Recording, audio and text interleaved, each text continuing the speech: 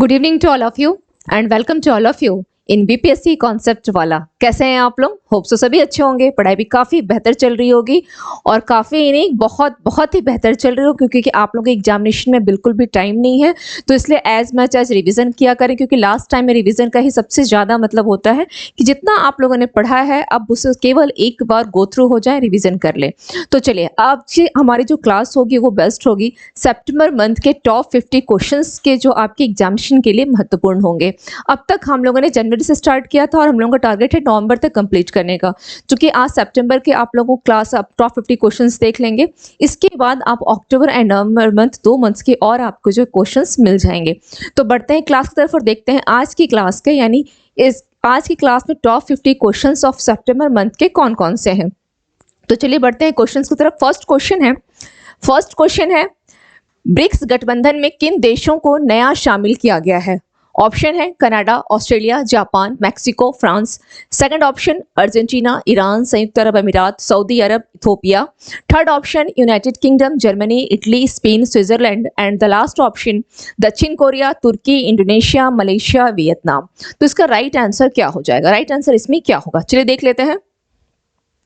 इसमें right answer क्या हो जाएगा? Option B is your right answer, Argentina. Okay, option B is your right answer, Argentina. Okay, now just a minute, मैं थोड़ा change कर दूं पेन का कलर, क्योंकि मुझे आई डोंट, हाँ Argentina is your right answer. चलिए इस पे अब हम लोग देख लेते हैं।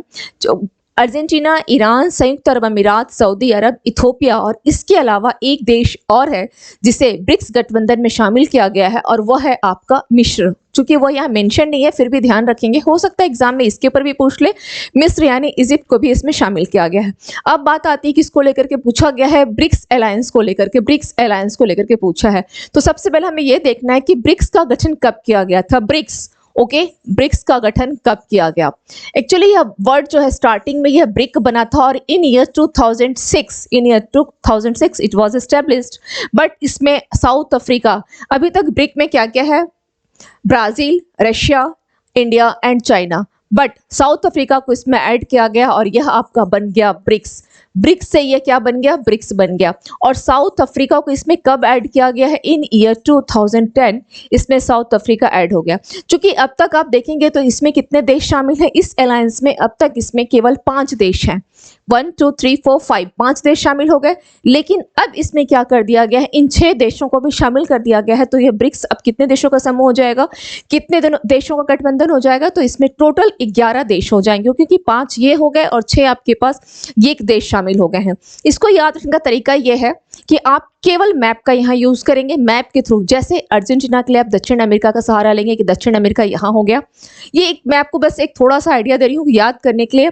मैप इसका सबसे बेस्ट ऑप्शन होगा। अमेरिका दक्षिण, यहाँ पे अर्जेंटीना हो गया दक्षिण अमेरिका में। फिर आप जाएंगे मिडिल एशिया में, तो मिडिल एशिया भी तो नहीं बोल सकते, उसे हम बोल सकते हैं वेस्ट एशिया में। आप जाएंगे तो वहाँ पर आपको यूएई मिलेगा, इसके अलावा सऊदी अरब, ये भी यही मिल जाएगा। एंड आप अफ्रीका में अगर आते हैं तो अफ्रीका के इस हिस्से में यानी ईस्ट वाले हिस्से में इथोपिया यहाँ मिलेगा आपको। तो इस प्रकार से आप इसे करते चलेंगे। ईरान भी आपका यहाँ पर मिल जाएगा। ओके, तो ये 3 को आप शामिल करते हुए, और मिस्र अफ्रीका में, इस प्रकार से आप मैप का सहारा लेते हुए इस 6 देशों को ध्यान रखें। क्योंकि ब्रिक्स का अमूमन सभी स्टूडेंट्स को याद रहता है, लेकिन अभी चूंकि इस 6 को और शामिल किया जा रहा है तो कहाँ कौन से हैं, इनफैक्ट नाम याद रखने के लिए यही एक बेस्ट ऑप्शन जो मेरे हिसाब से लग रहा है। वैसे अगर आप लोगों ने कोई और ट्रिक बना रखा होगा तो ये एक अलग बात है। चलिए, अब इसे कब से स्वीकार किया जाएगा इन 6 देशों को? तो 1 जनवरी 2024 से, यानी 1 जनवरी से इनको शामिल किया जाएगा। कब? 1 जनवरी। इसे भी ध्यान रखिएगा, इंपॉर्टेंट है। 1 जनवरी 2024, यानी अब आपके बचे कुछ दिन कितने रह गए हैं? मुश्किल से आज चुके आप देखेंगे तो 10-15 दिनों के बाद या 20 दिनों के बाद जो है यह आपका ये 6 देश इसमें शामिल हो जाएंगे। ओके, चलिए, तो ये हो गया आपके ब्रिक्स गठबंधन को कौन कौन से देश को शामिल किया गया है। तो ये 6 देश में शामिल हो गए हैं। क्लियर? नाउ अब हाँ, एक चीज का ध्यान रखिएगा, इस बार जो ब्रिक्स की बैठक की गई है, यानी 15th ब्रिक्स सम्मेलन जो किया गया है, ब्रिक्स का समिट किया गया है, वह आपके साउथ अफ्रीका के प्रिटोरिया में किया गया है। ओके, प्रिटोरिया में किया गया है, इसे ध्यान रखिएगा। Now come to the next question. विश्वविद्यालय अनुदान आयोग के अध्यक्ष कौन है, यानी पूछा गया है कि यूजीसी के अध्यक्ष कौन है। ओके, ऑप्शन है आपके पास M Jagdish Kumar, second option है आपके पास रमेश पोखरियाल निशंक, कभी ये उत्तराखंड के आपके सीएम भी हुआ करते थे, थर्ड ऑप्शन है अमित खरे, एंड लास्ट के कस्तूरी रंगन, है ना, जिनकी रिपोर्ट हम लोग हमेशा पढ़ते रहते हैं, कस्तूरी रंगन रिपोर्ट। तो चलिए अब आपको बताना है कि वर्तमान में यूजीसी के अध्यक्ष पूछा जा रहा है कौन है, किसका अध्यक्ष, यूजीसी का। तो इसका राइट आंसर क्या हो जाएगा, M Jagdish Kumar, A is your right answer, A. Now come to the next point. अब इस रिलेवेंट कुछ और पॉइंट्स देख लेते हैं। जैसे यूजीसी की अगर बात की जाए तो सबसे पहले इसकी नींव यानी फाउंडेशन कब पड़ी थी, 1953 में। 1953 में इसकी फाउंडेशन पड़ी, और किसके द्वारा यह फाउंडेशन दिया गया, इसकी नींव किसके द्वारा पड़ी, तो अबुल कलाम आजाद उस समय शिक्षा मंत्री थे। कौन, अबुल कलाम आजाद।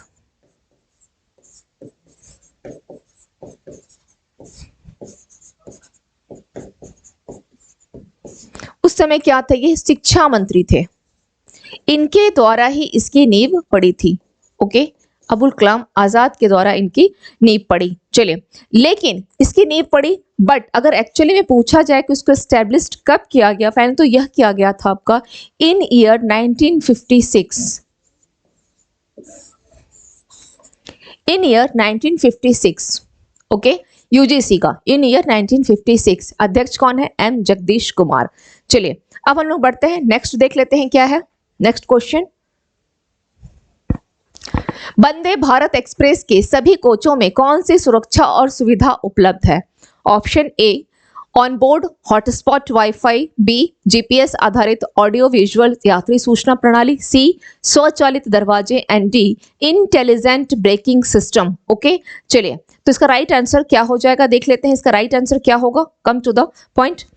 आप लोग इंग्लिश वाले क्वेश्चंस को भी देख ले कि बाई चांस किसी वर्ड्स में अगर प्रॉब्लम ना आए तो उसके लिए इंग्लिश का भी देखा करें। On board hotspot wifi, GPS based audio visual, passenger information system, automatic doors, intelligent braking system. Okay, चलिए तो इसका राइट आंसर क्या हो जाएगा, इसका राइट आंसर हो जाएगा option C is your right answer. Option C क्या है, स्वचालित दरवाजे यानी ऑटोमेटिक डोर्स हो जाएंगे। सबसे पहले अगर पूछा जाए कि वंदे भारत एक्सप्रेस इसे कब लॉन्च किया गया है, यानी किस डेट में इसको लाया गया है, तो इसका लॉन्च किया गया है 24 सितंबर 2023। किसके द्वारा, मोदी जी के द्वारा इसका इनॉग्रेशन किया गया, मोदी जी के द्वारा। ठीक है, 24। और मोदी जी ने टोटल अगर बात की जाए वंदे भारत एक्सप्रेस ट्रेन की, तो टोटल 9 ऐसे ट्रेन को 9 ट्रेन को उन्होंने क्या किया था, हरी झंडी दिखाई थी। 9 वंदे भारत एक्सप्रेस ट्रेन को इन्होंने हरी झंडी दिखाई थी। टोटल 9 ट्रेन थे। ओके, चलिए, और ये 9 ट्रेन जो है 11 स्टेट्स के लिए में, कितने हैं, 11 स्टेट्स के लिए भी ये 9 ट्रेन हो गए, 9 ट्रेन 11 स्टेट्स के लिए। इनका संबंध, ये वंदे भारत जो ट्रेन है इनका संबंध सर्वप्रथम किससे है, धार्मिक और आपके पर्यटक प्लस पर्यटन, ये दोनों को बढ़ावा देना है। पर्यटन स्थलों को जोड़ेगी, किसको जोड़ेगी, जो धार्मिक स्थल है उसे, और जो आपका पर्यटन स्थल है उसे यह जोड़ेगी। ओके, चलिए ठीक है। Now come to the next point पे चलते हैं। क्लियर, वंदे भारत ट्रेन कितनी है, टोटल 9 चल रही है। ओके, 11 राज्यों में। नाउ नेक्स्ट क्वेश्चन पे आते हैं। 24 सितंबर 2023 को शुरू की गई भारत संयुक्त राष्ट्र क्षमता निर्माण पहल, ओके, का प्राथमिक उद्देश्य क्या है। 24 सितंबर को स्टार्ट किया गया है भारत संयुक्त राष्ट्र क्षमता निर्माण पहल। इसका पूछा गया है कि आपका प्राथमिक उद्देश्य क्या है, और दूसरी चीज इसमें यह ध्यान रखना है, भारत संयुक्त राष्ट्र क्षमता निर्माण पहल। ओके, नाउ किस उद्देश्य से इसको स्टार्ट किया गया है, भारत के व्यंजनों को भागीदार देशों के साथ साझा करना, भारत में पर्यटन को बढ़ावा देना, नई तकनीक विकसित करना, भारत के विकास के उन अनुभवों और विशेषता को वैश्विक दक्षिण देशों के साथ क्या करना है, इसको साझा करना है। नाउ कम टू द, देख लेते हैं नेक्स्ट, इसे भी आप लोग देख लें एक बार। What is the primary objectives of India United Nations capacity building initiative launched on September 24। Okay, तो इसका राइट आंसर क्या हो जाएगा, क्वेश्चन नंबर क्या है 4 का, इसका राइट आंसर क्या होगा, ऑप्शन डी।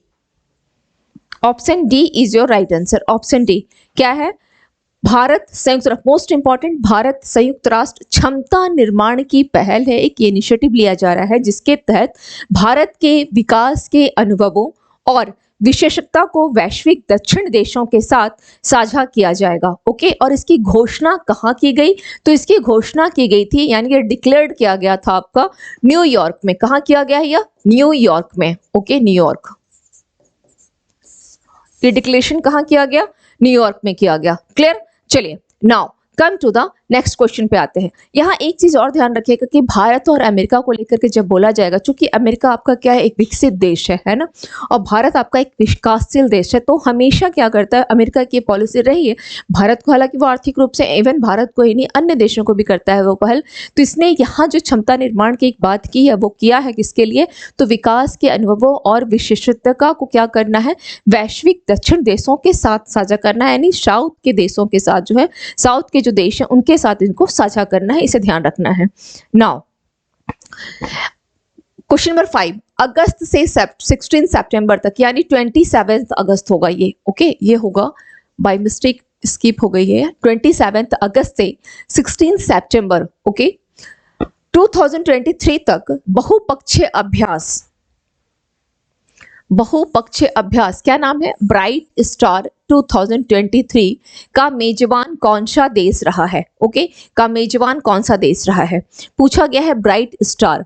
ऑप्शन है सऊदी अरब, ग्रीस, कतर, मिस्र। तो इसका राइट आंसर क्या हो जाएगा? इसका राइट आंसर क्या होगा? हम लोग आंसर पे आते हैं। इसका राइट आंसर क्या हो जाएगा? डी, मिस्र हो जाएगा। ठीक है, यहाँ पर एक्चुअली क्या बोला गया है, ब्राइट स्टार किसके किसके बीच में है?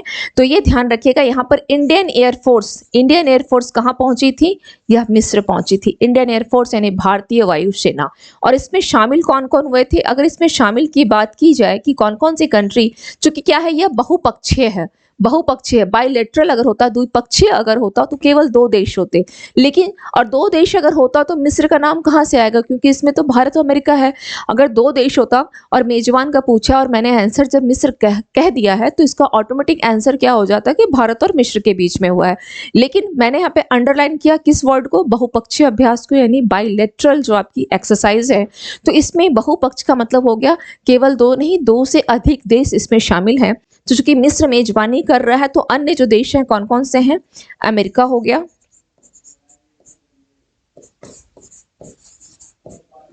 इसके अलावा भारत हो जाएगा। ठीक है, भारत हो जाएगा। तो ये 2 देश इसमें शामिल हो गए, और पूछा है कि इसका मेजबान कौन सा देश है? तो वह आपका मिस्र इसका मेजबान देश है, मिस्र। ओके, चलिए, ये हो गई। अब मिस्र में कहाँ पे किया जाएगा? तो मिस्र की राजधानी क्या है? काहिरा। तो यहाँ पे मिस्र के काहिरा में। हालांकि इतना लिखना इंपॉर्टेंट नहीं है, कभी कभी पूछ लेता है, अलग बात है, बट ये बस ध्यान रखना है कि मिस्र में इंडियन एयरफोर्स, जो भारत की तरफ से इंडियन एयरफोर्स कहाँ पहुंची थी? वो मिस्र पहुंची थी। इसमें शामिल था अमेरिका, भारत और मिस्र। चलिए, ये हो गया। अब बात आती है एक अन्य अभ्यास को भी हम लोग देख लेते हैं, और वह है आपका एक अन्य अभ्यास, मालाबार अभ्यास को देख लेते हैं।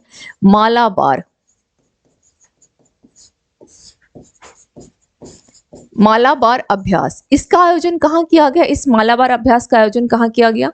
तो ध्यान रखिएगा, मालाबार अभ्यास का आयोजन भी आपका ऑस्ट्रेलिया में किया गया था। ऑस्ट्रेलिया, ओके, ऑस्ट्रेलिया में किया गया। लेकिन इसमें शामिल, तो यह भी आपका एक बहुपक्षीय अभ्यास रहा। यह भी किस प्रकार का अभ्यास था? तो यह भी आपका एक बहुपक्षीय अभ्यास था।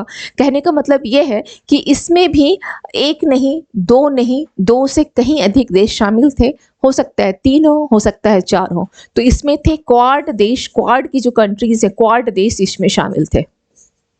क्वाड देश इसमें शामिल थे, और उस अभ्यास का नाम था आपका मालाबार अभ्यास। तो क्वाड में कौन कौन सी कंट्रीज आती हैं?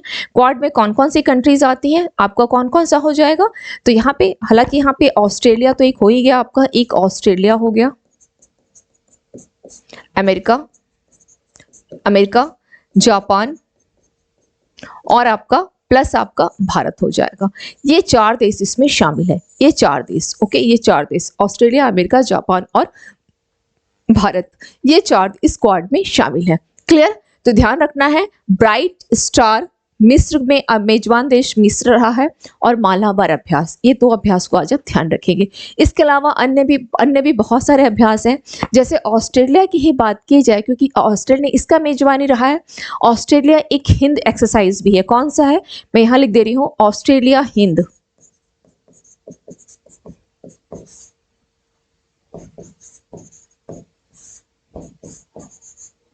ये किन देशों के बीच में है, ये किन देशों के बीच में यह अभ्यास है, तो यह आपका भारत और ऑस्ट्रेलिया के बीच में है।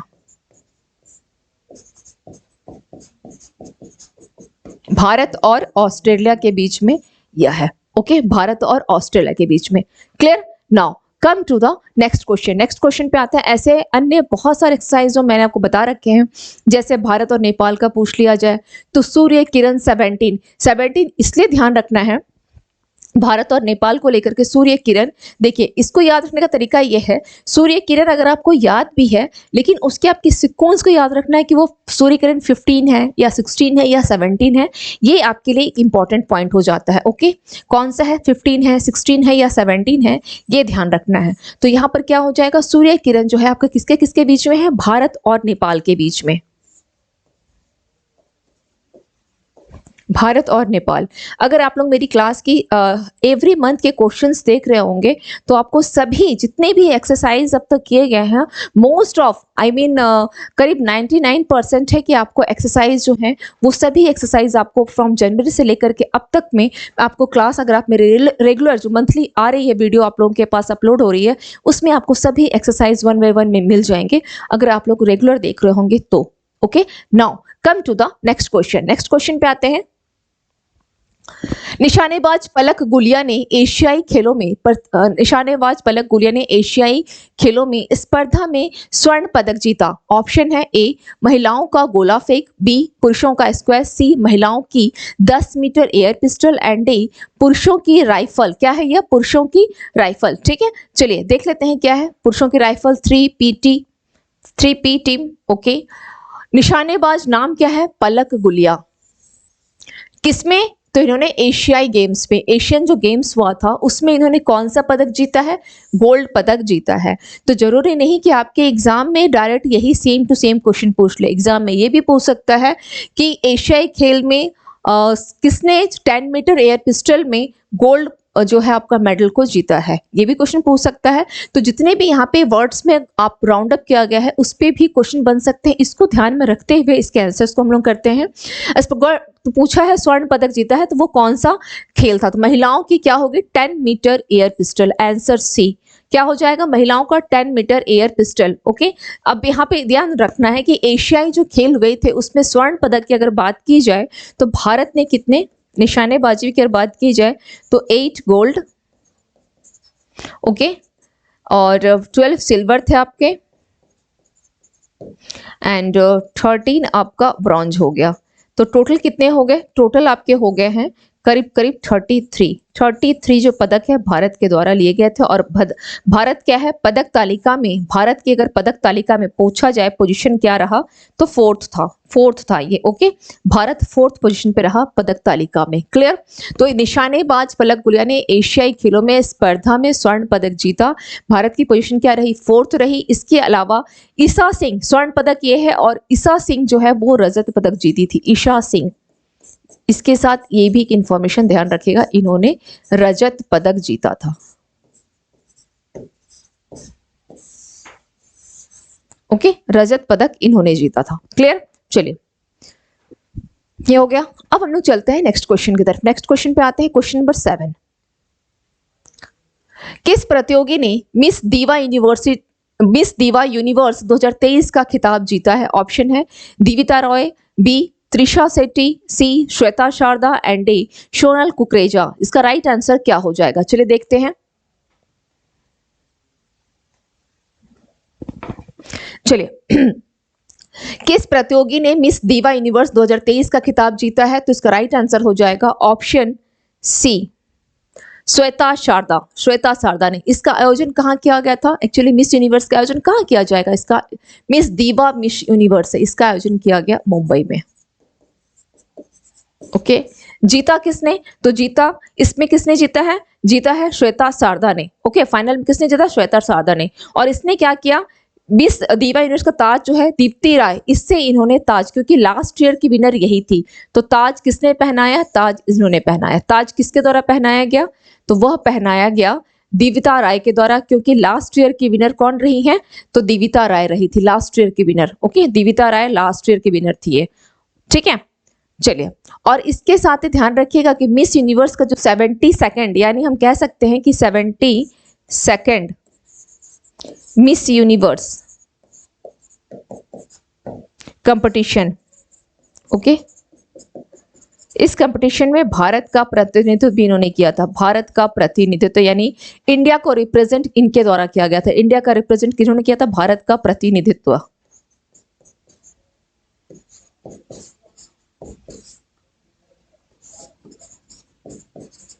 ठीक है, तो ये क्या रही है? पूर्व विनर रही है। पूर्व विनर, ओके, ध्यान रखना है कि ये पूर्व विनर रही है। पूर्व विनर, ओके, पहले थी। और इन्होंने ताज किसको पहनाया?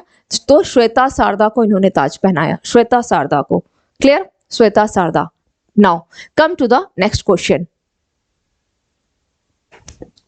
महिला आरक्षण विधेयक के अंतर्गत कौन सी विधायी निकाय आते हैं? ऑप्शन ए लोकसभा, राज्यसभा, परिषदें और नगर निगम।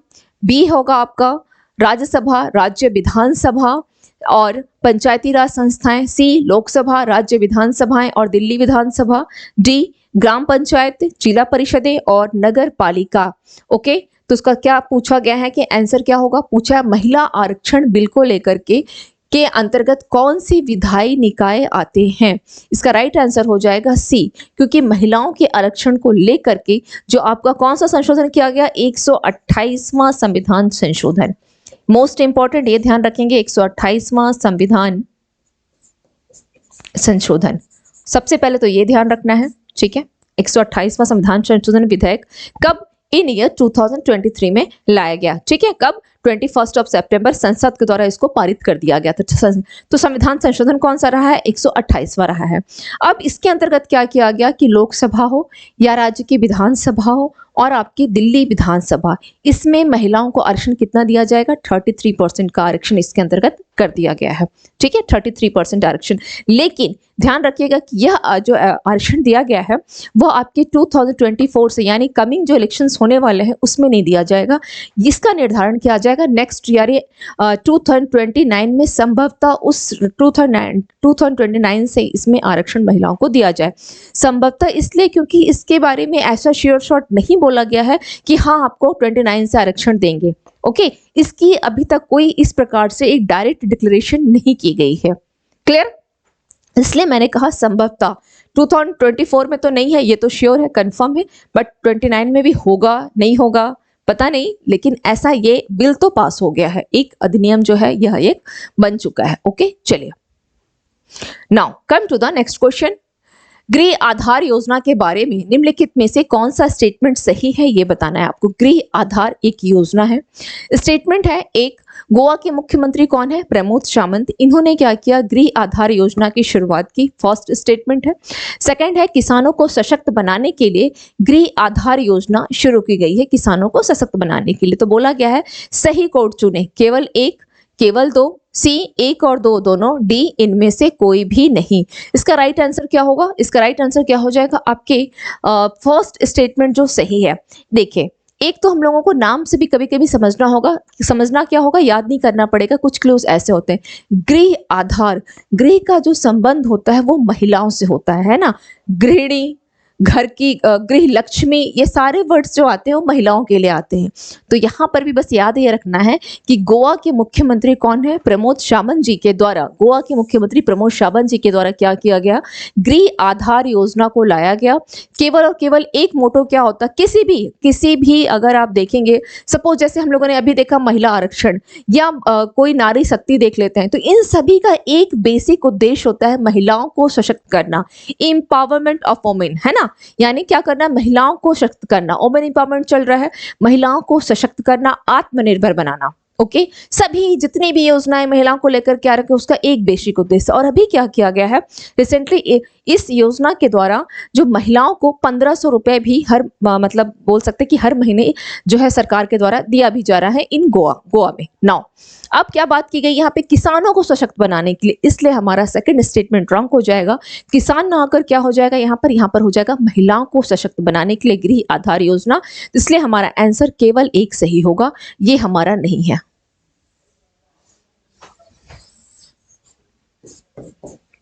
क्लियर? ये हो जाएगा आपको महिलाओं को सशक्त बनाना।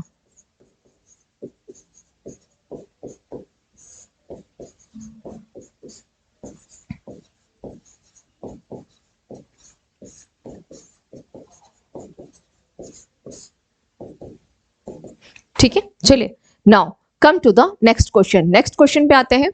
आम जनता में अपने अधिकार और अधिकार के रूप में विधेयक यानी बिल मांगने के लिए सांस्कृतिक और व्यवहारिक परिवर्तन लाने के लिए सरकार के द्वारा शुरू की गई चलान प्रोत्साहन योजना का नाम क्या है? फिर से क्वेश्चन देख लें। बोला क्या है? आम जनता में अपने अधिकार और अधिकार के रूप में विधेयक मांगने के लिए सांस्कृतिक और व्यवहारिक परिवर्तन लाने के लिए सरकार के द्वारा शुरू की गई चलान प्रोत्साहन योजना, क्या बोला गया है? चलान प्रोत्साहन योजना। ओके, इसका नाम क्या है? ऑप्शन दिया गया है। ए बिल पुरस्कार पहल, बी मेरा बिल मेरा अधिकार, सी राजकोषीय व्यवहार प्रोत्साहन एंड डी इनवॉइस कल्चर।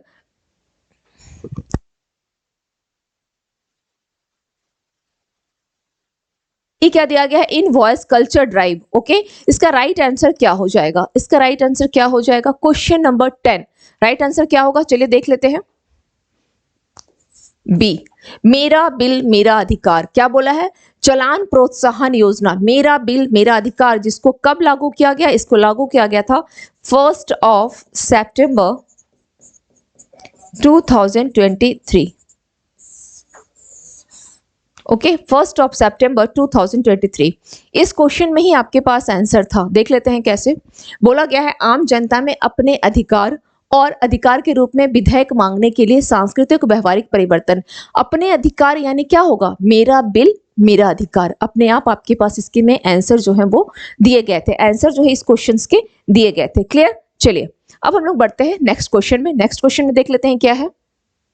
कभी कभी बहुत स्मार्टली काम कीजिएगा, क्वेश्चंस को थोड़ा पढ़ के देखिएगा। अगर हो सकता है एग्जाम में कभी ऐसा भी होता है कि 2-4 क्वेश्चन ना आए तो नर्वस नहीं होना है, आगे के हो सकता है कि सभी क्वेश्चंस आपको पता हो, तो इसलिए उस पर घबराना नहीं है, क्वेश्चन को बहुत ध्यान से पढ़ के देखना है। बहुत बार ऐसा होता है कि आपके आंसर जो है आपके क्वेश्चन से ही निकल के आ जाते हैं। ग्लोबल इंडिया AI यानी आर्टिफिशियल इंटेलिजेंस 2023 सम्मेलन का मुख्य उद्देश्य क्या है? ऑप्शन ए कला और संस्कृति का प्रदर्शन, बी खेल आयोजनों की मेजबानी करना, सी AI चर्चाओं के लिए एक मंच प्रदान करना, अंतरिक्ष अन्वेषण पर ध्यान केंद्रित करना। इसका राइट आंसर क्या हो जाएगा? बोला गया है ग्लोबल इंडिया। ओके, चलिए देख लेते हैं क्या है। ग्लोबल इंडिया AI यानी आर्टिफिशियल इंटेलिजेंस है, तो उसका संबंध भी किससे होगा? इन्हीं ऑप्शंस में ऑप्शन क्या हो जाएगा? सी AI यानी आर्टिफिशियल इंटेलिजेंस चर्चाओं के लिए एक मंच प्रदान करना। ओके, कब किया जा रहा है इसका आयोजन? कब किया जा रहा है?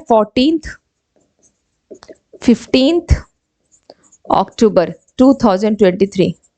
ओके, चलिए। और इसकी मेजबानी करेगा कौन? इसकी मेजबानी कौन कर रहा है? इस ग्लोबल इंडिया की मेजबानी कौन करेगा? तो इसकी मेजबानी इंडिया कर रहा है।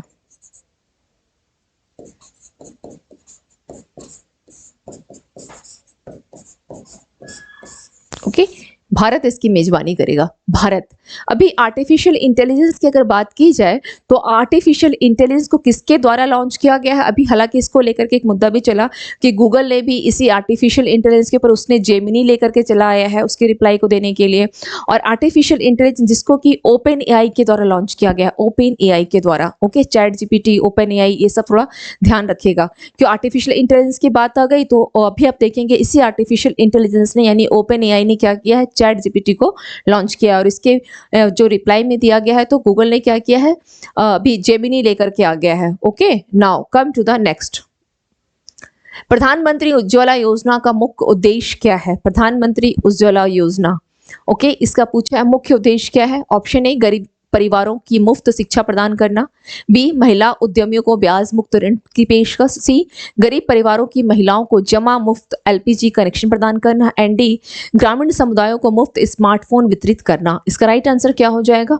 इसका राइट आंसर क्या हो जाएगा? सी, गरीब परिवारों की महिलाओं को जमा मुक्त एलपीजी कनेक्शन प्रदान करना। प्रधानमंत्री उज्ज्वला योजना जिसकी शुरुआत कब की गई थी? इस योजना को लाया कब गया था? 1 मई 2016। ओके, कब लाया गया था?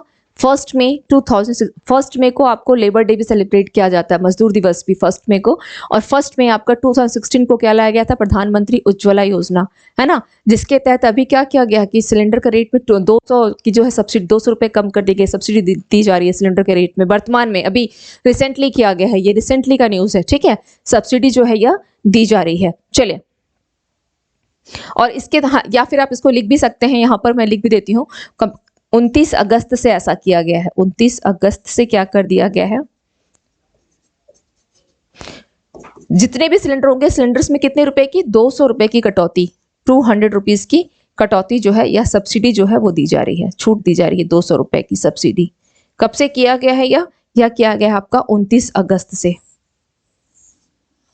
ठीक है, 29 अगस्त से। चलिए, come to the next question.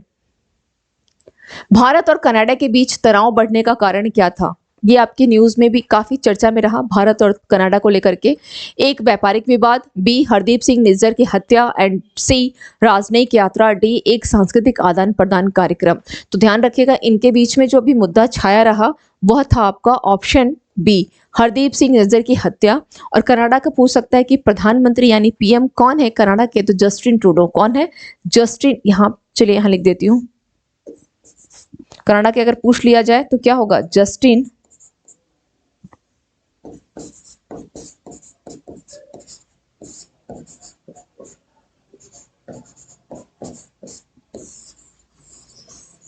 Trudeau. कहाँ के? कनाडा के ये प्रधानमंत्री हैं, जस्टिन ट्रूडो। ओके, ध्यान रखिएगा। चलिए, महिला आरक्षण विधेयक का आधिकारिक नाम क्या है? आधिकारिक नाम क्या है? ए, महिला सशक्तिकरण विधेयक। लैंगिक समानता विधेयक। नारी शक्ति वंदन अधिनियम। महिला आरक्षण विधेयक। तो इसका राइट आंसर क्या हो जाएगा? ऑप्शन सी, नारी शक्ति वंदन अधिनियम। नारी शक्ति वंदन अधिनियम। ओके, चलिए, नारी शक्ति बंधन अधिनियम, इसे लोकसभा से पारित कर दिया गया है, जिसके तहत लोकसभा हो या राज्य की विधानसभा हो या दिल्ली आपकी विधानसभा हो, इसमें क्या किया जाएगा? आपको 33% जो है आज रिजर्वेशन दिया जाएगा। ध्यान रखिएगा, इसमें राज्यसभा शामिल नहीं है, राज्यसभा इसमें शामिल नहीं है, ये इंपॉर्टेंट वर्ड है, ध्यान रखिएगा, ठीक है, क्योंकि राज्यसभा में ऐसे आपके रिजर्वेशन का वहां पर प्रावधान है ही नहीं, राज्यसभा में है ही नहीं, तो राज्यसभा इसमें शामिल नहीं होगा। होता क्या है, इंटरव्यू में ये सवाल बहुत बार पूछे जा रहे थे, ठीक है, इंटरव्यू के सवाल ये बहुत बार पूछे कि राज्यसभा यानी इस बिल को लेकर के कि उसमें कौन कौन से विधानसभा, क्या राज्यसभा भी शामिल है, तो बहुत बार बच्चे ध्यान नहीं दे पाते हैं कि चलो बोल दिया, बोलने में के क्रम में आ जाता है लोकसभा, राज्यसभा, विधानसभा सभी, लेकिन राज्यसभा इसमें शामिल नहीं है। Now come to the next question. अंतरराष्ट्रीय कन्वेंशन एंड एवं एक्सपो सेंटर यशोभूमि कहाँ स्थित है? मुंबई, चेन्नई, नई दिल्ली, बेंगलुरु। तो इसका राइट आंसर क्या हो जाएगा? यशोभूमि कहाँ स्थित है? यह आपके नई दिल्ली के द्वारका में, नई दिल्ली के कहां पर है? यह द्वारका में है, ठीक है। और इसका उद्घाटन जो है, इस यशोभूमि का उद्घाटन भी किसके द्वारा किया गया है? यह उद्घाटन तो मोदी जी के द्वारा किया गया है, मोदी जी के द्वारा यह उद्घाटन किया गया है, मोदी जी के द्वारा, ठीक है। चलिए, और कब किया गया है? अपडेट भी चाहे तो यहां लिख सकते हैं 17 सितंबर।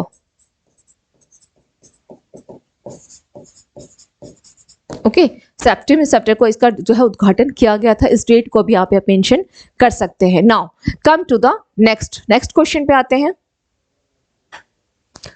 किस महिला क्रिकेट टीम ने हांगझो चीन में एशियाई खेलों में स्वर्ण पदक जीता है? ऑप्शन है भारतीय महिला क्रिकेट टीम, चीन महिला क्रिकेट टीम, श्रीलंकाई महिला cricket team, and D Pakistani महिला क्रिकेट टीम। इसका राइट आंसर क्या हो जाएगा देख लेते हैं। चलिए,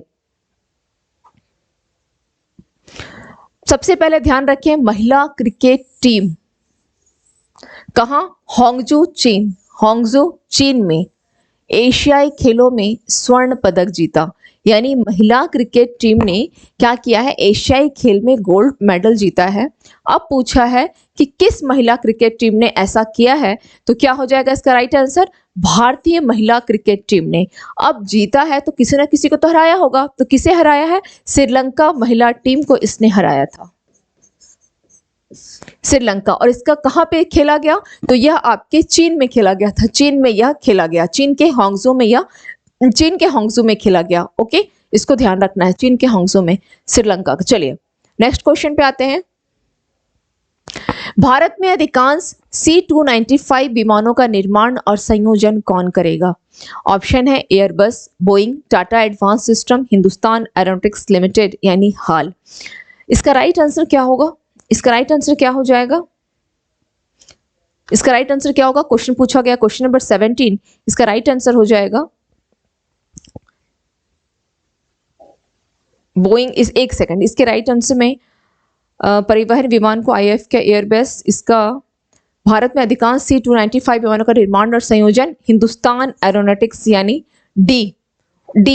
आप हमेशा ध्यान रखिएगा कि कोई भी अगर विमान निर्माण से संबंधित कोई भी इस प्रकार से क्वेश्चंस आते हैं तो इसका निर्माण किसके द्वारा किया जाएगा, तो हिंदुस्तान एरोनॉटिक्स लिमिटेड के द्वारा किया जाएगा। ठीक है, निर्माण किया जाएगा। लेकिन अभी हाल फिलहाल में क्या बोला गया है कि रक्षा मंत्री राजनाथ सिंह के द्वारा कब, यानी 25 ऑफ सितंबर को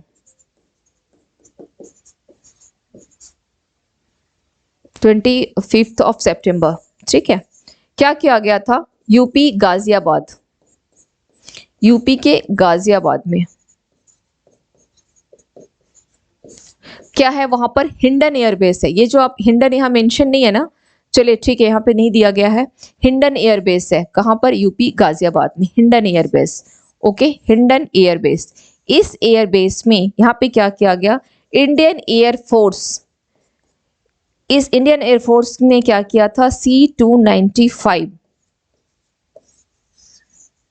इस परिवहन विमान को शामिल कहां पर किया, यहाँ यूपी के हिंडन एयरबेस में। ठीक है, यहाँ पर इसको शामिल किया था, यहाँ पर इसे शामिल किया गया था। लेकिन हमारा क्वेश्चन क्या है, पूछ रहा है कि इस विमान का निर्माण और संयोजन कौन करेगा, तो वह हो जाएगा आपका हाल के द्वारा। क्योंकि हमारे भारत में केवल हाल ही है जो आपके इस प्रकार के, यानी बोला जाए तो जितने भी आपके एरोप्लेन हो गए या आपके हेलीकॉप्टर हो गए से संबंधित कल पुर्जे व्हाटएवर जो भी कुछ आएगा उसके निर्माण में आपके केवल और केवल एक कंपनी है हमारे इंडिया में, और वो है हाल एरोनॉटिक्स लिमिटेड। इसके नाम में ही क्या लगा हुआ है, एरोनॉटिक्स, यानी हमारे विमान से संबंधित जितने भी क्वेश्चंस आएंगे, निर्माण कौन कर रहा है, कहाँ पर इसका है, तो इसमें एक ही नाम आएगा, केवल हाल का। ठीक है, और हाल कहाँ, नासिक में है ये। ओके, नासिक यानी महाराष्ट्र, जहाँ पे शिरडी साईं मंदिर काफी चर्चित है। चलिए नेक्स्ट क्वेश्चन है, 21 से 25 सितंबर 2023, ठीक है, तक ग्रेटर नोएडा में आयोजित यूपी इंटरनेशनल ट्रेड शो का मुख्य उद्देश्य क्या रहा?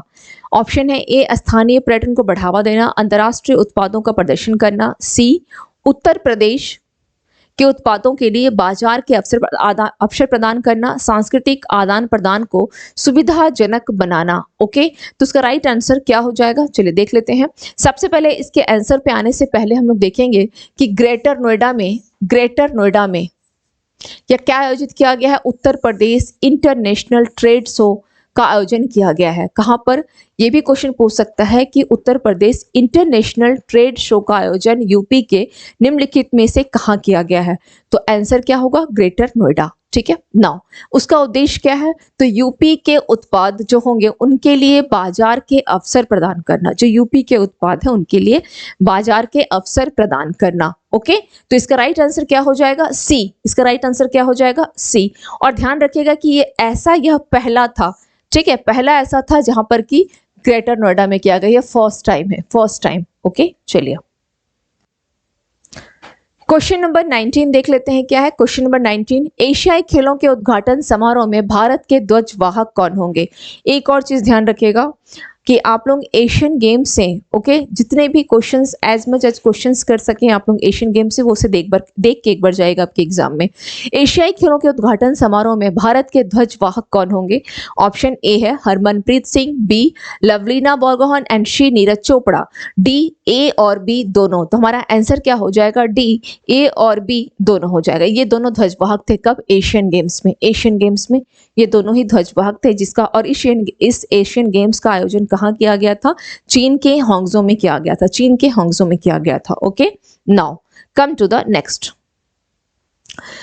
क्वेश्चन। भारतीय नौसेना के द्वारा आयोजित, क्या बोला गया है? भारतीय नौसेना के द्वारा आयोजित अन्य नौसैनिक अभ्यासों की तुलना में सिम्बेक्स का में क्या अनोखा है?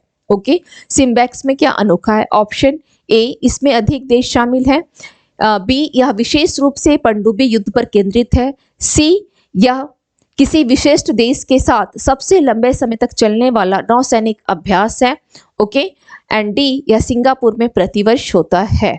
चलिए, सबसे पहले इसे समझने के लिए, इस क्वेश्चन को समझने के लिए कि हमें यह समझना होगा कि आखिर सिम्बेक्स क्या है। ये सिम्बेक्स जो वर्ड दिया गया है ये क्या है? सिम्बेक्स, तो ध्यान रखिएगा सिम्बेक्स का मतलब क्या हो जाएगा। सिम्बेक्स किसके साथ किया जाता है? यह अभ्यास किया जाता है आपका भारत सिंगापुर।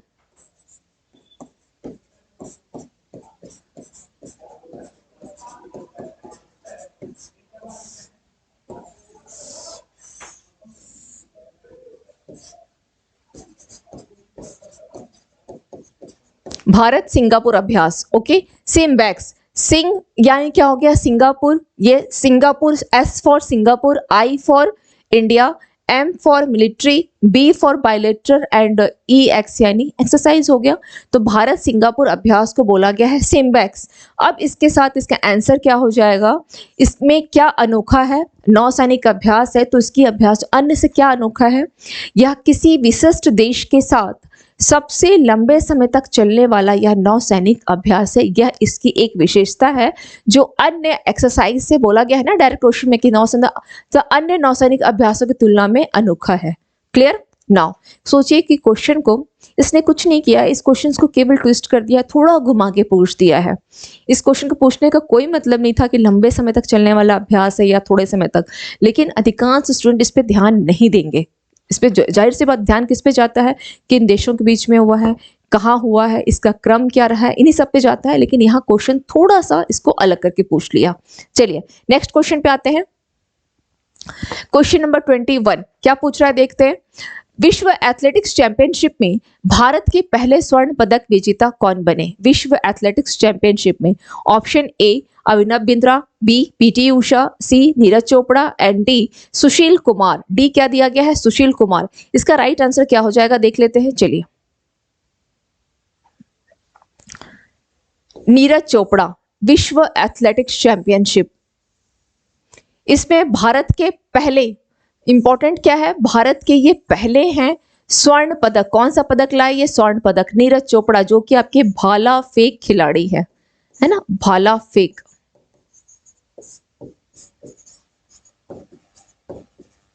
और इन्होंने कितना मीटर की दूरी पर इन्होंने भाला फेंका? इन्होंने कितना मीटर की दूरी पर? तो 88.17 इतना मीटर था, 88.17 मीटर।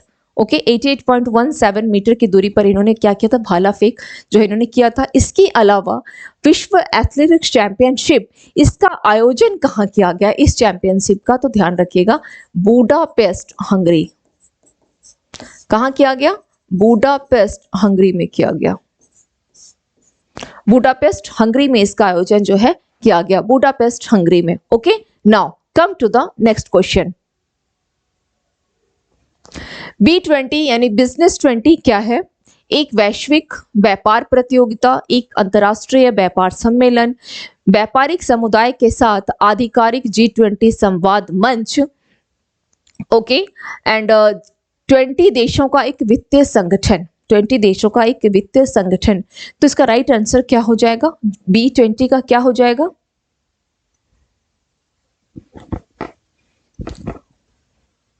B20 बिजनेस क्या है? इसका राइट आंसर हो जाएगा सी, व्यापारिक समुदाय के साथ यानी official G20 dialogues platform with the business community. और इसको याद रखिएगा कि भारत को क्या किया गया है, ब्राजील को, इसकी अध्यक्षता किसको दे दी गई है, ब्राजील को। क्यों ब्राजील को, क्योंकि G20 की प्रेसिडेंसी किसके पास चली गई है, G20 की प्रेसिडेंसी किसके पास गई है, ब्राजील के पास गई है। तो ब्राजील को B20 की क्या की गई है, प्रेसिडेंसी दे दी गई है। B20 की प्रेसिडेंसी यानी बिजनेस 20 की प्रेसिडेंसी किसके पास गई है, तो ब्राजील के पास चली गई है प्रेसिडेंसी। ओके, ये ध्यान रखना है इस वर्ड को, इसकी प्रेसिडेंसी ब्राजील के पास है। ओके, चलिए नेक्स्ट क्वेश्चन पे आते हैं। विश्व की सबसे ऊंची नटराज की मूर्ति किस स्थान पर स्थापित की गई है, विश्व की सबसे ऊंची। ऑप्शन ए भारत मंडपम नई दिल्ली, बी स्वामी मलाई तमिलनाडु, सी तंजावुर जिला तमिलनाडु एंड डी मुंबई महाराष्ट्र। इसका राइट आंसर क्या होगा, इसका राइट आंसर क्या हो जाएगा, भारत मंडपम नई दिल्ली। विश्व की सबसे ऊंची नटराज की प्रतिमा कितनी फीट है ये है 28 फीट। ओके, कितनी फीट है, 28 फुट, 28 फुट। ओके, 28 फुट की ये प्रतिमा है। यानी इसका अगर वेट बोला जाए तो करीब करीब 20 टन है। इसकी वेट कितनी है, करीब करीब 20 टन है इसकी वेट। ओके, और इसको निर्मित किसके द्वारा किया गया था, इसको निर्मित किया गया था तमिलनाडु का मूर्तिकार था। कहाँ का, तमिलनाडु का मूर्तिकार था, तमिलनाडु का। ओके, तमिलनाडु का मूर्तिकार, क्या नाम था उसका, राधा कृष्णन, राधा कृष्णन स्थापति।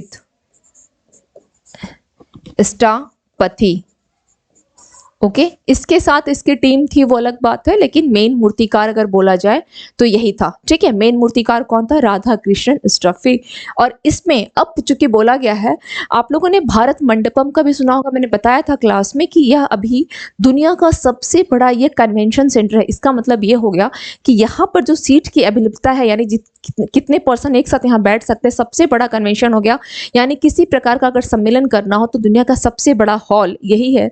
एक साथ अप्रोक्स यहाँ पर 7 to 8,000 सीट्स की अवेलेबिलिटी है, यानी व्यवस्था है, इतने लोग यहाँ बैठ सकते हैं। और उसी के सामने एक्चुअली, और यहीं पर G20 का आपका जो सम्मेलन किया गया था, समिट किया गया था, वह भी यही हुआ था।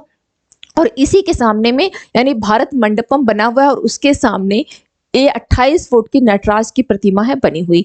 नटराज की जो मूर्ति है, इसके बारे में क्वेश्चंस आता भी है कि यह किस, नटराज की जो मूर्ति जो आप शेप देखते हैं वो किसका प्रतीक है, वह नृत्य करती हुई शिव की प्रतीक। क्या है, किसका प्रतीक है, नृत्य करता हुआ शिव का प्रतीक है, नृत्य करता हुआ शिव का प्रतीक, नृत्य करता हुआ, क्या है, नृत्य करता हुआ शिव का प्रतीक है ये।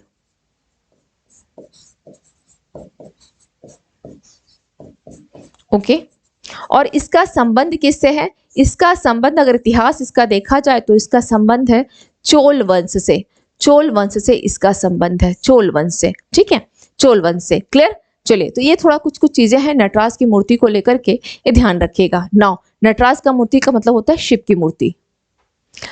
नितिन गडकरी द्वारा लॉन्च की गई दुनिया की पहली एथनॉल ईंधन वाली कार की प्रमुख विशेषता क्या है। यह अब तक की बनी सबसे तेज कार है, यह एक साथ कई प्रकार के ईंधन पर चल सकता है, यह पूरी तरह से एथनॉल आधारित ईंधन पर कार्य करता है, यह एक सेल्फ ड्राइविंग कार है। तो इसका राइट आंसर क्या हो जाएगा, इसका राइट आंसर हो जाएगा ऑप्शन सी। यह पूरी तरह से एथनॉल आधारित क्या है, ईंधन पर कार्य करता है, यानी 0% कार्बन एमिशन है। कितना परसेंट, 0%, क्योंकि ये हाइड्रोजन पर आधारित है ना, हाइड्रोजन पर आधारित है, तो 0% कार्बन एमिशन है। First thing. सेकंड थिंग, अगर पूछा जाए कि दुनिया की क्या है, ये सबसे पहले क्या है, दुनिया की पहली है, दुनिया की पहली एथनॉल ईंधन वाली कार की प्रमुख विशेषता पूछा गया है, दुनिया की पहली है। किसके द्वारा लॉन्च किया गया, नितिन गडकरी के द्वारा इसको लॉन्च किया गया। इसका नाम क्या है, टोयोटा इनोवा। टोयोटा गाड़ी आप लोग में से बहुत होंगे जो इसको पसंद भी करते हैं, टोयोटा, है ना। और उसी की कौन सी है, इनोवा है ये, इनोवा, इनोवा कार है ये, टोयोटा की कौन सी है, इनोवा है। ठीक है, और ये क्या कर रही है, BS6 इसका पालन करने वाला यह पहला है। BS6 का पालन करने वाला ये पहला कार है, ठीक है, BS6 का पालन कर रही है, तो इसको ध्यान रखना है। Now come to the next question. Asia cup 2023, Asia cup 2023 में प्लेयर ऑफ द टूर्नामेंट किसे चुना गया? मोहम्मद सिराज, कुलदीप यादव, ईशान किशन, शुभमन गिल। ओके, तो इसका राइट आंसर क्या हो जाएगा? किसको चुना गया है? एशिया कप 2023 में player of the tournament, B, option B जो right answer, player of the tournament क्या होगा? Kuldeep Yadav, Kuldeep Yadav player of the tournament. And अगर यहाँ पे पूछा जाए कि प्लेयर ऑफ द मैच कौन है, तो Mohammed Siraj player of the match.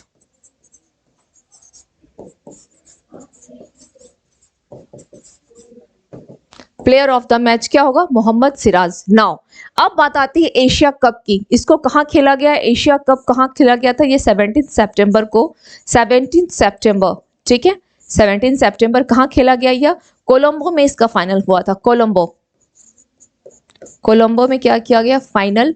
और इसमें श्रीलंका क्या हो गया था? श्रीलंका, इसमें श्रीलंका को हराया गया था, श्रीलंका हारा था, इसमें श्रीलंका को हराया गया था, ठीक है, श्रीलंका को हराया गया था Asia cup 2023। Okay, now come to the next question. Next question पे आते हैं। 2023 डूरंट कप फाइनल किस टीम ने जीता? 2023 डूरंट कप फाइनल किस टीम ने जीता है? ऑप्शन दिया गया है ईस्ट बंगाल एफसी, मोहन बगान super joint, Chennaiyin FC and Kerala blasters FC. तो आपको बताना है कि इसका राइट आंसर क्या हो जाएगा। 2023 डूरंट कप फाइनल किस टीम ने जीता? ओके, इसका राइट आंसर हो जाएगा मोहन बागान सुपर जॉइंट। क्या होगा? मोहन बागान सुपर जॉइंट। ओके, और इसने फाइनल में इसका जब मुकाबला हुआ तो इसने किसको हराया था? Durand cup. एक्चुअली ये ध्यान रखिएगा कि 17th ये डूरंट कप था। ये कौन सा डूरंट कप था? 17th था, ठीक है, 17th इसके क्रम को ध्यान रखेंगे। ओके, और फाइनल का जब मुकाबला हुआ तो मोहन बगान सुपर जॉइंट ने किसको हराया? तो इसने हराया था ईस्ट बंगाल को, इसको हराया था। ओके, ईस्ट बंगाल को इसने हराया था, ठीक है। कहाँ खेला गया? तो कोलकाता स्टेडियम में खेला गया था। कहाँ खेला गया था? कोलकाता स्टेडियम में इसका खेला गया था। चलिए, किस महिला दृष्टिबाधित क्रिकेट टीम ने बर्मिंघम में IBSA विश्व खेलों का T20 फाइनल जीता? किसने जीता था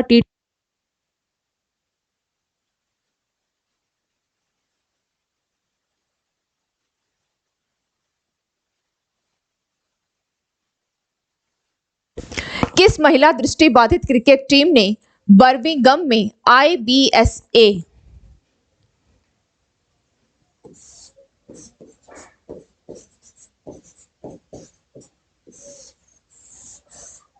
विश्व खेलों का T20 फाइनल जीता? विश्व खेलों का T20 फाइनल जीता है।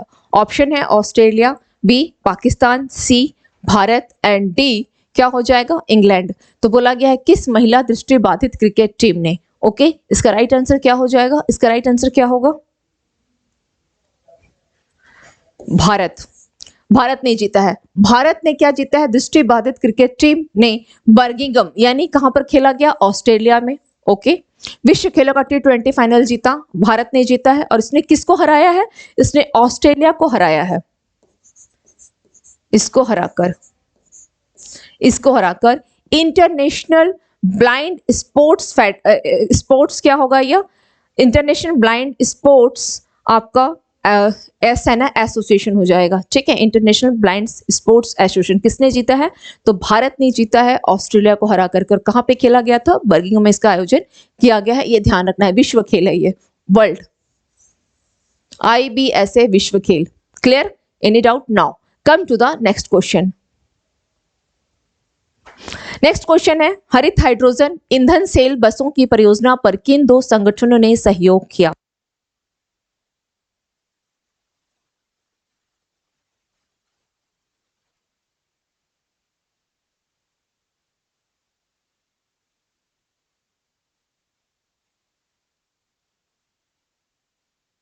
कम टू द नेक्स्ट। आप लोग आई थिंक शायद थोड़ी ऑडियो की कुछ प्रॉब्लम आ गई थी। चलिए कंटिन्यू करते हैं। हरित हाइड्रोजन ईंधन सेल बसों की परियोजना पर किन दो संगठनों ने सहयोग किया? तो ऑप्शन है Indian oil corporation limited, IOCL और टोयोटा ने, बी है टाटा मोटर्स और हुंडई, सी इंडियन ऑयल कॉर्पोरेशन लिमिटेड और Tata Motors, and D Tata Motors और सुजुकी। ओके, चलिए इसका राइट आंसर क्या हो जाएगा, क्वेश्चन देख लेते हैं फिर से। हरित हाइड्रोजन ईंधन इस सेल बसों की परियोजना पर किन दो संगठन यानी ऑर्गेनाइजेशन ने क्या किया है, सहयोग किया है? आंसर हो जाएगा इसका सी, इंडियन ऑयल कॉर्पोरेशन लिमिटेड यानी आईओसीएल और टाटा मोटर्स ने किया है। अब आईओसीएल को लेकर के ध्यान रखना है कि यह आपकी क्या है, एक महारत्न कंपनी है। वर्तमान में अगर महारत्न कंपनी का पूछा जाए कि कितनी संख्या है, तो टोटल 13 महारत्न कंपनियां हैं, टोटल 13 महारत्न है, जिसमें 13th कौन सी है? ऑयल इंडिया लिमिटेड है, ऑयल इंडिया लिमिटेड है। और अगर पूछा जाए कि 12th कौन सी है, ये लास्ट ईयर बनी थी आपकी RECL, यानी इसका मतलब होता है REC लिमिटेड का मतलब होता है आपका रूरल इलेक्ट्रिफिकेशन, और ये हो जाएगा आपका company limited. Okay, rural electrification company limited, यह आपकी 2022 में इसको महारत्न का दर्जा दिया गया था। तो यह आपकी आईओसीएल भी क्या हो गई, महारत्न कंपनी है, इसको आप ध्यान रखेंगे। ठीक है, इसका आंसर हरित हाइड्रोजन ईंधन यानी 0% कार्बन इमिशंस, 0% कार्बन इमिशंस हो जाता है हरित हाइड्रोजन ईंधन। और हाइड्रोजन ईंधन में क्या हो जाएगा, ऑक्सीजन होगा आपका, जलवाष्प होगा। तो ये सारे पॉइंट्स को यहाँ ध्यान रखेंगे, 0% carbon emissions, carbon emissions. Okay, चलिए now come to the next question. Next question पे आते हैं। जस्ट ए मिनट, एक्सक्यूज मी।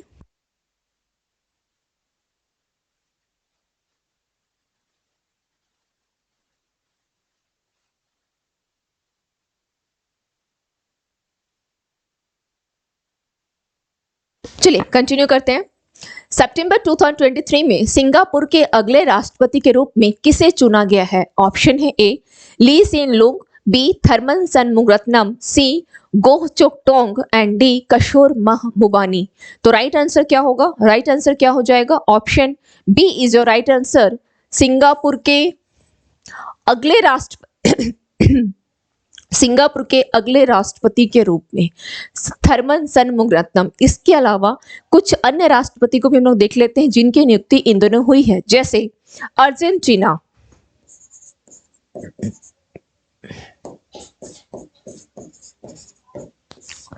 के राष्ट्रपति का क्या नाम है? Xavier Miley.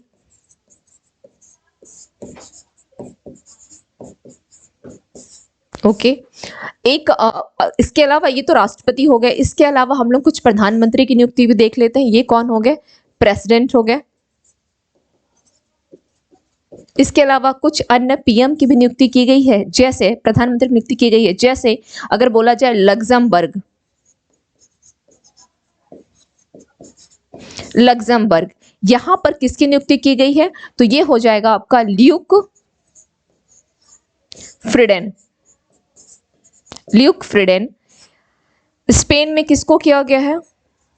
Pedro Sanchez.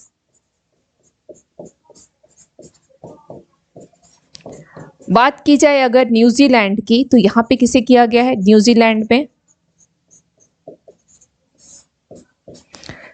में है क्रिस्टोफर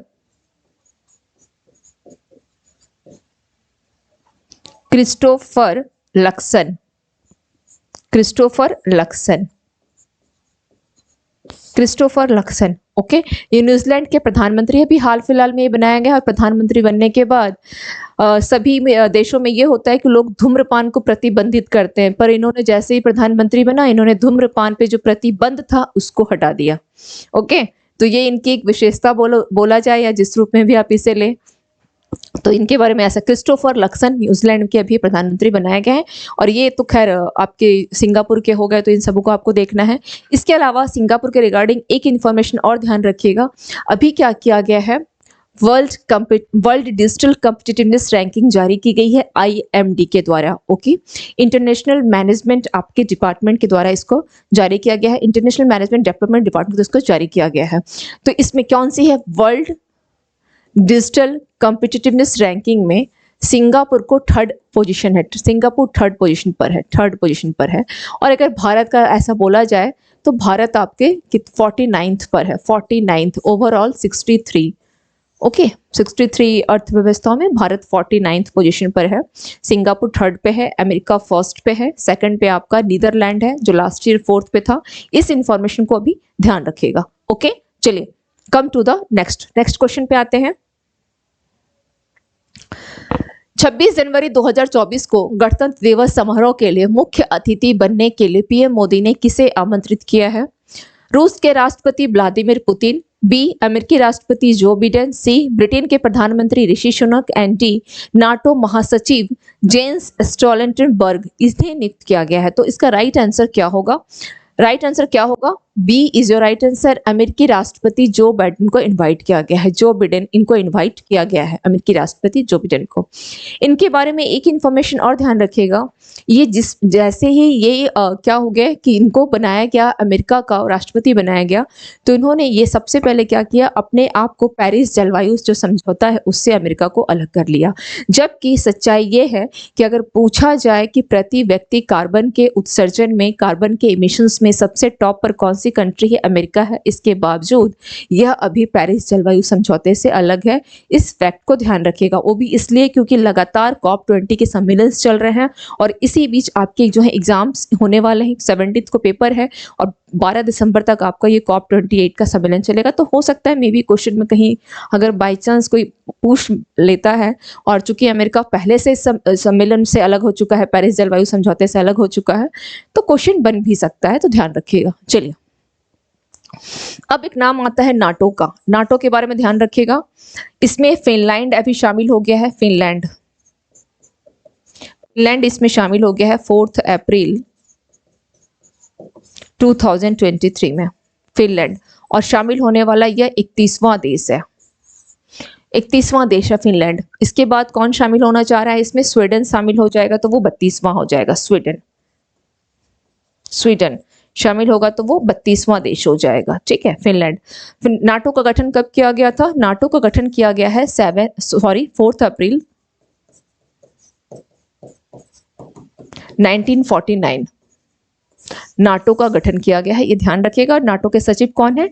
जेंस स्टोल्टनबर्ग वर्तमान में इसके सचिव हैं। Okay, now come to the next question पे आते हैं। Just a minute.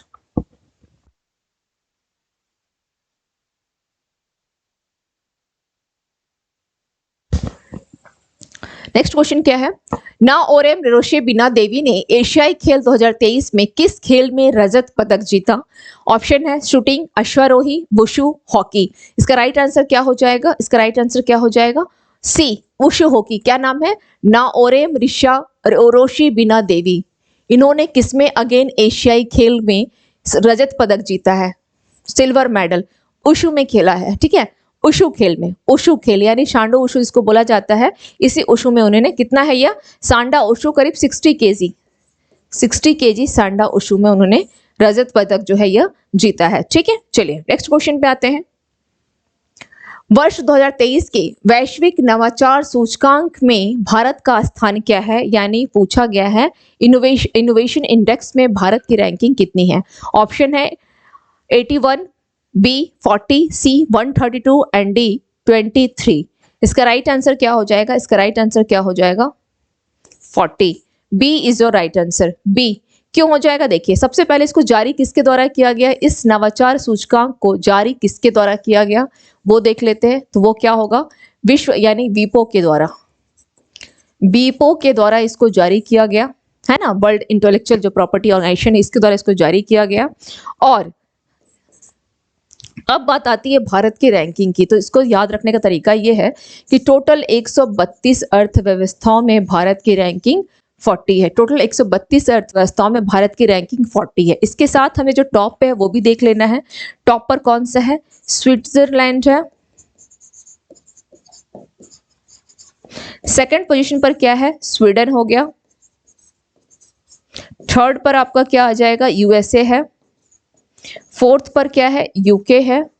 And fifth में आपका सिंगापुर है। ओके, फिफ्थ पोजीशन पर है। क्लियर, 5th पोजीशन पर है। तो ये इनोवेशन इंडेक्स को ध्यान रखिएगा, इस इनोवेशन इंडेक्स को ध्यान रखिएगा। जितनी भी रैंकिंग है उसे एक बार गो थ्रू जरूर हो लेंगे एग्जाम देने से पहले, ठीक है। चलिए नेक्स्ट पे आते हैं, नेक्स्ट क्वेश्चन देख लेते हैं क्या है। 2023 में Dada Saheb Phalke lifetime achievement पुरस्कार के प्राप्तकर्ता कौन रहे हैं? ऑप्शन है A Amitabh Bachchan, B Shahrukh Khan, C Waheeda Rehman and D Dilip Kumar. Okay, तो इसका राइट आंसर क्या होगा? दादा साहेब फाल्के पुरस्कार 2023 का किसको दिया गया है? वहीदा रहमान। 2023 में वहीदा रहमान। और 2022 की अगर बात करें तो कौन किसको दिया गया है 2022 में? आशा पारेख।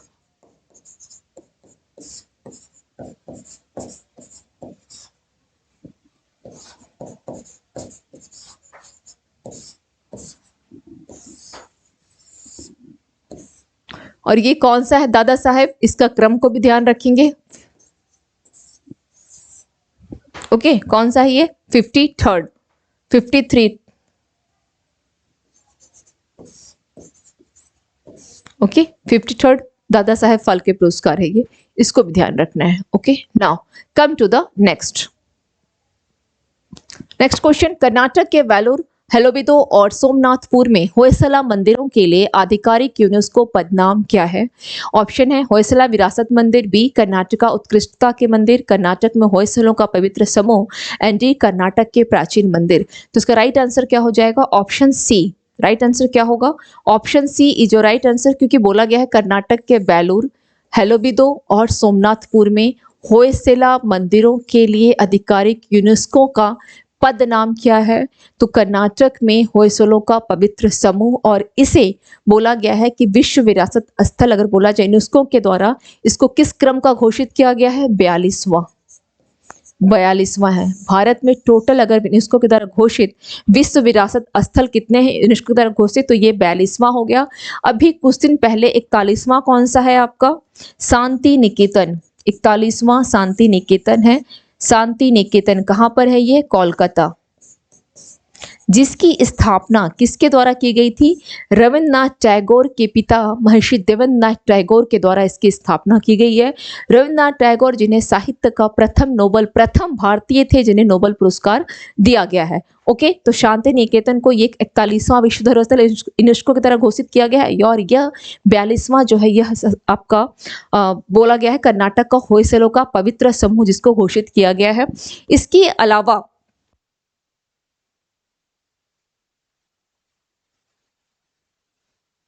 42 आपके क्या हो गए हैं? आपका विश्व विरासत स्थल घोषित किया जा चुका है। ठीक है, now come to the next question. G20 शिखर सम्मेलन क्या है? G20 वैश्विक व्यापार पर चर्चा के लिए 20 देशों की बैठक, बी 19 देशों और यूरोपीय संघ के नेताओं की वार्षिक सभा, सी विश्व नेताओं के लिए एक वित्तीय सम्मेलन, डी जलवायु परिवर्तन के मुद्दों को संबोधित करने के लिए एक शिखर सम्मेलन। तो क्या हो जाएगा यह? G20 क्या है? G20 आपका 19 देश हैं और यूरोपीय संघ के नेताओं के वार्षिक सभा। हालांकि अब उस G20 में भी क्या शामिल हो गया है? इस G20 में शामिल हो गया है आपका अफ्रीका यूनियन यानी अफ्रीका संघ, और इस अफ्रीका संघ में टोटल 55 देश शामिल हैं। और अब G20 को किस नाम से जाना जाएगा? G21 के नाम से यह जाना जाएगा, G21 के नाम से। नाउ राष्ट्रीय विज्ञान पुरस्कार का पुरस्कार समारोह प्रत्येक वर्ष 23 अगस्त को आयोजित किया जाएगा। उस तिथि का क्या महत्व है? राष्ट्रीय गणित दिवस, राष्ट्रीय पर्यावरण दिवस, राष्ट्रीय अंतरिक्ष दिवस, राष्ट्रीय नव परिवर्तन दिवस। चलिए देख लेते हैं इस क्वेश्चन को। राष्ट्रीय विज्ञान पुरस्कार का पुरस्कार समारोह प्रत्येक वर्ष 23 अगस्त को दिया जाएगा। उस तिथि को खासियत उसकी ये है, देखिए इसमें इस तिथि में क्या खासियत को जोड़ दिया गया। अभी चंद्रयान 3 को लॉन्च किया गया था, चंद्रयान 3 लॉन्च किया गया 14 जुलाई को, इसको क्या किया गया था? लॉन्च किया गया। ये चंद्रमा पर इसकी सॉफ्ट लैंडिंग कब हुई?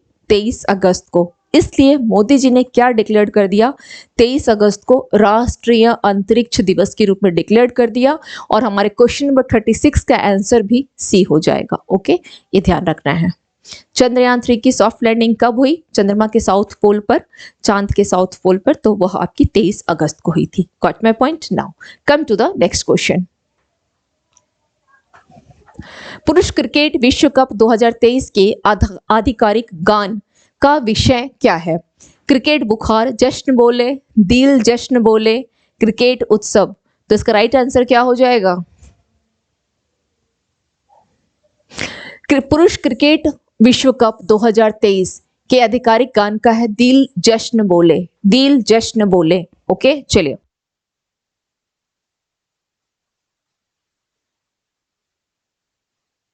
दिल जश्न बोले। चलिए now come to the next question.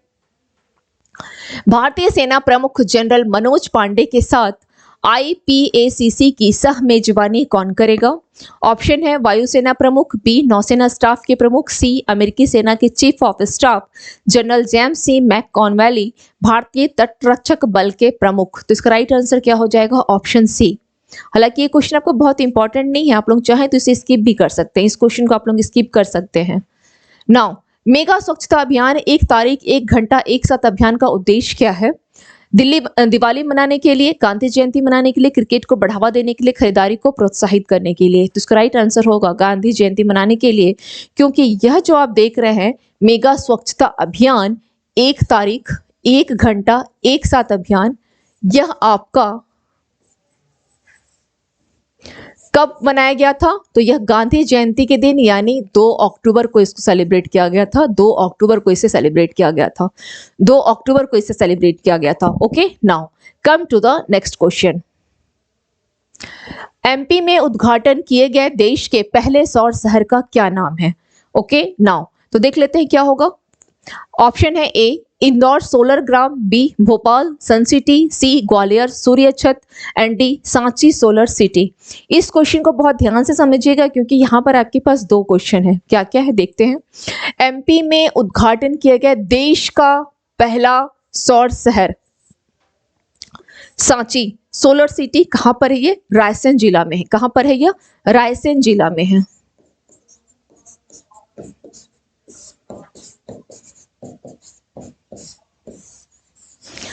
आपसे ये पूछ सकता है कि यूपी का प्रथम सौर शहर कौन सा है? यूपी का प्रथम सौर शहर, फर्स्ट सोलर सिटी यूपी का कौन सा है? अयोध्या। अयोध्या, इसे ध्यान रखना है। इसके अलावा इंदौर यहां पे दिया गया है। यह इंदौर क्या है? लास्ट 8 सालों से यानी 2014 से जब से स्वच्छता की रैंकिंग दी जा रही है, आपका इंदौर जो है स्वच्छ शहरों में इंदौर आपका स्वच्छ शहर में ये काउंट किया जा रहा है। इंदौर किस में काउंट किया जा रहा है? स्वच्छ शहर में। लगातार 8 सालों से बना हुआ है, तो आपको इसको भी ध्यान रखना है। ठीक है, स्वच्छता की रैंकिंग में इंदौर टॉप पर बना हुआ है।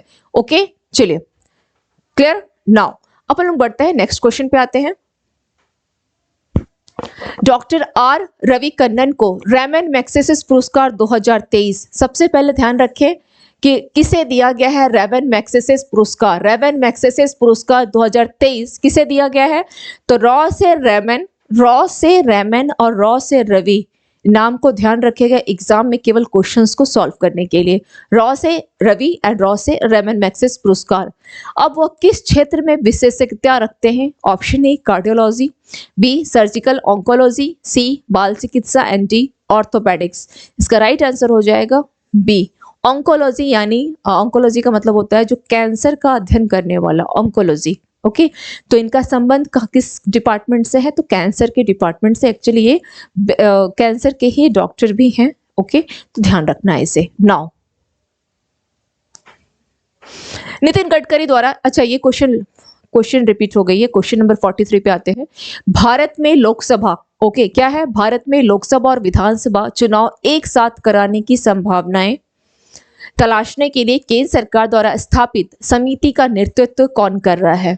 ऑप्शन ए प्रधानमंत्री मोदी, बी रामनाथ कोविंद, सी अमित शाह, डी राहुल गांधी। तो इसका राइट आंसर क्या हो जाएगा? राइट आंसर क्या होगा? बी एक्चुअली भारत में लोकसभा और विधानसभा चुनाव एक साथ कराने की संभावनाओं तलाशने के लिए केंद्र सरकार द्वारा स्थापित समिति बोला गया है। और इस समिति का नेतृत्व कौन करेगा? तो रामनाथ कोविंद, जो हमारे राष्ट्रपति, रामनाथ कोविंद हमारे क्या रह चुके हैं? राष्ट्रपति। उनके द्वारा इस समिति का नेतृत्व जो है किया जा रहा है। ठीक है, चलिए। रेलवे बोर्ड की पहली महिला सीईओ और अध्यक्ष के रूप में किसे नियुक्त किया गया है? रेलवे बोर्ड की पहली महिला और क्या बोला गया है? सीईओ के अध्यक्ष के रूप में किसे नियुक्त किया गया है? ऑप्शन है A Rekha Sinha, B Sunita Sharma, C Ananya Patel and D Jaya Verma Sinha. तो इसका राइट आंसर क्या हो जाएगा? जया वर्मा सिन्हा। यहां ध्यान रखिएगा, रेलवे बोर्ड की यह पहली महिला है, तो पहली महिला है तो अपने आप में तो पहले ऐसे इंपॉर्टेंट हो गया, और सीईओ तो है ही, इसके अलावा ये अध्यक्ष के रूप में भी इनको नियुक्त किया गया है। सीईओ के अलावा अध्यक्ष के रूप में भी इनको नियुक्त किया गया है। तो इसका राइट आंसर क्या हो जाएगा? Jaya Verma Sinha. Option D is your right answer, option D.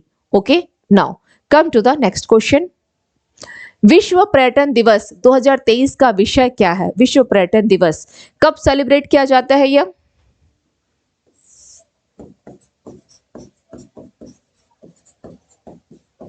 27 सितंबर को क्या सेलिब्रेट किया जाता है? विश्व पर्यटन दिवस। ओके, नाउ तो पूछा गया है कि इसका विषय क्या है? ऑप्शन ए पर्यटन और सांस्कृतिक विविधता, ऑप्शन बी बेहतर कल के लिए सतत पर्यटन, सी पर्यटन और हरित निवेश एंड डी पर्यटन में नए क्षितिज की खोज। तो इसका राइट आंसर क्या हो जाएगा?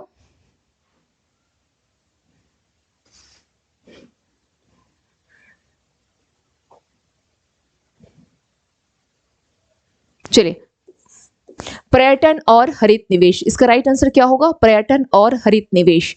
Clear? Now come to the next question. RBI के डिप्टी गवर्नर के रूप में एम राजेश्वर राव कौन से विभाग संभालते हैं? आरबीआई के डिप्टी गवर्नर के रूप में ए वित्त और लेखा, बी मानव संसाधन और प्रशासन, सी विनियमन संचार प्रवर्तन कानूनी और जोखिम निगरानी, डी अनुसंधान और नीति विश्लेषण। यहाँ ध्यान रखिएगा, इसका राइट आंसर हो जाएगा, इनके पास वर्तमान में इनको 5 डिपार्टमेंट दिया गया है, तो इसका आंसर हो जाएगा सी। Just a minute.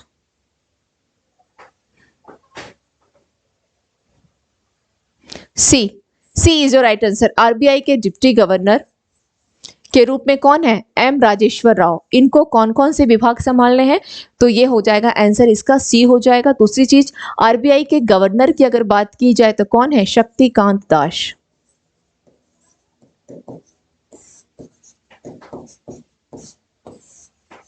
इसे ध्यान रखना है, शक्तिकांत दास के नाम को आप याद रखेंगे। ठीक है, चलिए now come to the next question.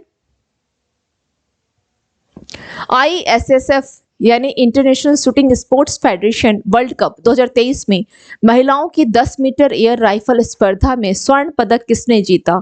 Option A Ela Vaenil Valarivan, B Oceane Muller, C Deepali Deshpande and D Nivetha Paramanantham. तो इसका राइट आंसर क्या होगा? Option A is your right answer, option A. ठीक है, क्वेश्चन नंबर 48। भारत के पहले अंतरिक्ष आधारित सौर वेधशाला का क्या नाम है? भारत की क्या है पहली अंतरिक्ष आधारित सौर वेधशाला का क्या नाम है? A Sunview 1, B Solaris mission, C Aditya L1 and D halo scan alpha. तो इसका राइट आंसर क्या हो जाएगा? Option C option B Aditya L1। ये भारत की पहली है अंतरिक्ष आधारित सौर वेधशाला। इसका नाम क्या है? आदित्य L1। और इसे कब लॉन्च किया गया था? 2 सितंबर। क्यों किया गया है? यह पहला ऐसा वेधशाला है जो कि आपके क्या करेगा? यह सूर्य का अध्ययन करेगा। यह आदित्य L1 क्या करेगा? सूर्य का अध्ययन करने के लिए इसे लॉन्च किया गया है, इसको ध्यान रखना है।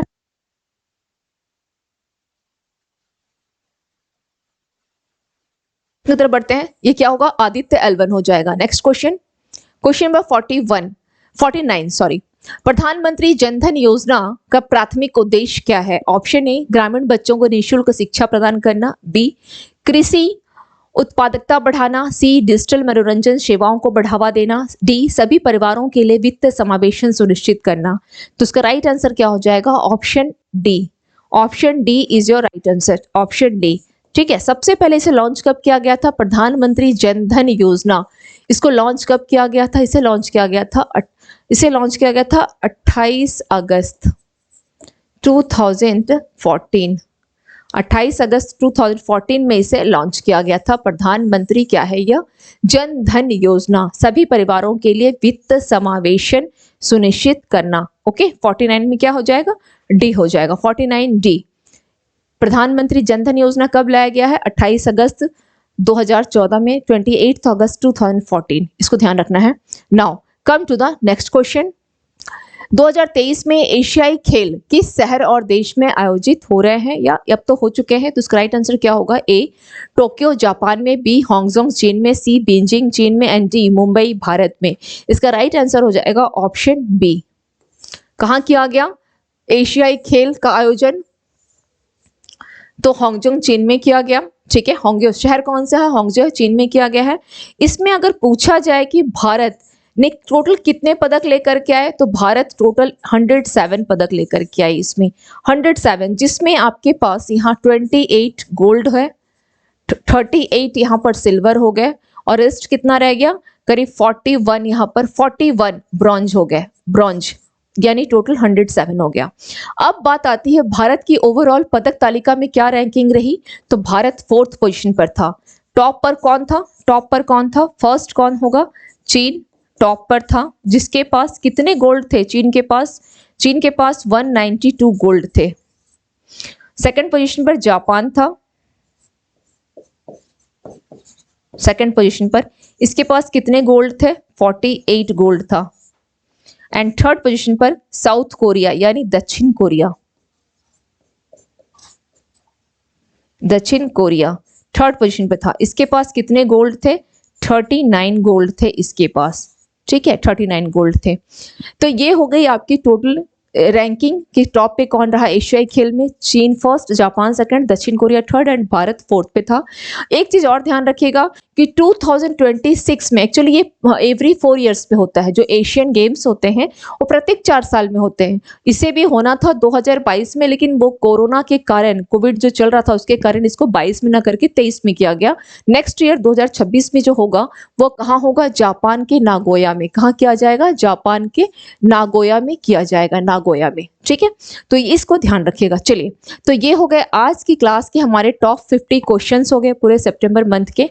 इसके रिगार्डिंग अगर आप लोगों को कहीं कोई डाउट हो तो आप लोग कमेंट सेक्शन में जरूर कमेंट करके पूछ लेंगे। ओके, कहीं अगर कोई डाउट हो तो कमेंट सेक्शन में एक बार जरूर कमेंट करके पूछ लेंगे। दूसरी चीज, आप लोगों को बहुत जल्द, हो सकता है कल आप लोगों को नेक्स्ट मंथ यानी अक्टूबर मंथ की वीडियो मिल जाए। तो मिलते हैं फिर नेक्स्ट सेशन में नए वीडियो के साथ। Thank you to all of you and have a nice evening.